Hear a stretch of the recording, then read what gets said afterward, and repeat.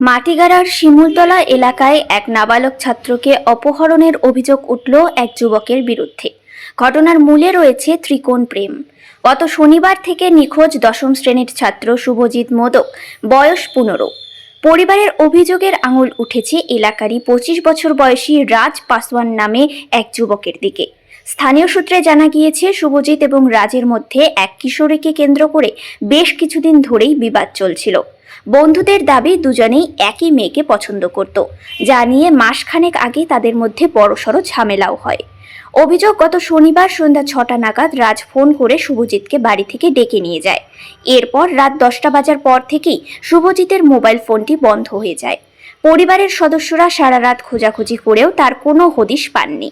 ছেলের সন্ধান না পেয়ে শুভজিতের মা বাবা মাটিগাড়া থানার দ্বারস্থ হন। ঘটনার পর থেকেই অভিযুক্ত রাজ পাসওয়ান এলাকা ছেড়ে পলাতক।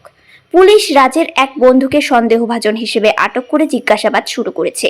নিখোঁজের 2 দিন কেটে গেলেও শুভজিতের কোনো খোঁজ না মেলায় আজ আবারও থানায় গিয়ে কান্নায় ভেঙে পড়েন নিখোঁজের মা। তিনি বলেন, শনিবার রাত থেকে ফোন বন্ধ। বন্ধুদের কাছেই শুনলাম রাজ ওকে ডেকে নিয়ে গিয়েছিল। স্থানীয় বাসিন্দা বাপ্পি মণ্ডল জানান, রাজ পাসওয়ান নামের 25 বছরের যুবক সেই নাবালককে ফোন করে ডাকে। এর থেকেই নিখোঁজ রয়েছে। তিনি আরও জানান, এক মেয়েকে দুজনেই পছন্দ করত।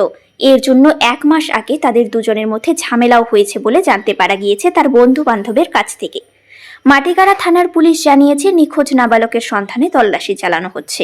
এটি শুধুমাত্র ত্রিকোণ প্রেমের জেরে অপহরণ, নাকি এর পেছনে অন্য কোনো গভীর রহস্য রয়েছে তা খতিয়ে দেখা হচ্ছে। পলাতক রাজ পাসওয়ানের অবস্থান শনাক্ত করার চেষ্টা চলছে। আমার ভাই শনিবার সন্ধ্যা 6টার সময় বাড়ি থেকে বেরিয়েছে। রাজ পাসওয়ান এবং দেব নামে একটি ছেলে ওকে ফোন করে নিয়ে গেছে, যেটা সিসিটিভি ক্যামেরায় আমরা দেখেছি, সেটা আমাদের কাছে দেখা গেছে। তারপর থেকে আমার ভাই নিখোঁজ, খুঁজে পাওয়া যাচ্ছে না। আর যার নাম রাজ পাসওয়ান, সেও নিখোঁজ। তার বাড়ির লোককে এখানে গ্রেফতার করা হয়েছে, তারা সব জানে। আমরা 3 দিন ধরে তার বাড়িতে অনবরত গিয়েছি যে বলো তোমাদের ছেলে কোথায়। না, তোমরা যদি না বলো তোমাদের ছেলে কোথায়, আমাদের শুধু এতটুকু বলো আমাদের ভাই কোথায়, আমাদের ভাই কোথায়। তোমরা যদি না, নিজের বয়স, আমার ভাইয়ের বয়স 15 বছর। আমরা শুধু ওকে এতটুকু বলেছি, ওই পরিবারকে, আমাদের ভাই কোথায় আছে তোমরা খালি খোঁজটা দাও, তোমাদেরকে কিচ্ছু করবো না। আপনারা প্রশাসনের কাছে আগে এসেছিলেন? আমরা আসলাম, বলেছি আমরা হ্যাঁ খুঁজে দেবো, কিন্তু 24 ঘন্টা বেশি হয়ে গেল, তার এখনো খোঁজ খবর পেলাম না। ভাই আমাদের কিছু চাই না, আমাদের শুধু ভাইটাকে চাই। আমরা 3 দিন ধরে খুঁজে পাচ্ছি না। পুলিশ একজনকে গ্রেফতার করেছে। আগেও কি এ ধরনের কোনোদিন না, কোনোদিন এরকম ঘটনা হয়নি, এবার প্রথম হলো এরকম। আচ্ছা, বাড়িতে কি কোনো ধরনের আপনাদের সাথে বচসা তার লেগেছিল?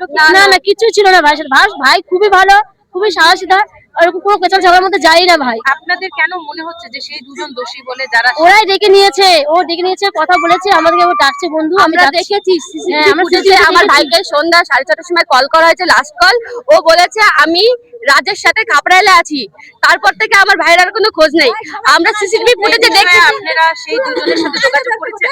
সেটা পলাতক, তারা পলাতক। একজনকে আমরা দেখেছি, একজনকে ধরেছে পুলিশ কালকে দুপুর 12টার সময় অ্যারেস্ট করেছে। এখনো তার থেকে কিছু এভিডেন্স পায়নি। তাহলে পুলিশ কি করছে? কাকে অ্যারেস্ট করেছে? দেবকে অ্যারেস্ট করেছে কালকে 12টার সময়। একজন পলাতক, তার কোনো খোঁজ নেই। তার নাম রাজ পাসওয়ান। তার পরিবারকে এখন গ্রেফতার করলো। তার পরিবারের কাছে আমরা অনবরত গিয়েছি কালকে থেকে। ওরা বলে আমরা কিছু জানি না। আমরা চাচ্ছি আমাদের ভাইকে আমাদের ফিরে দিক, আমাদের ভাই আমাদের কাছে দিয়ে দিক।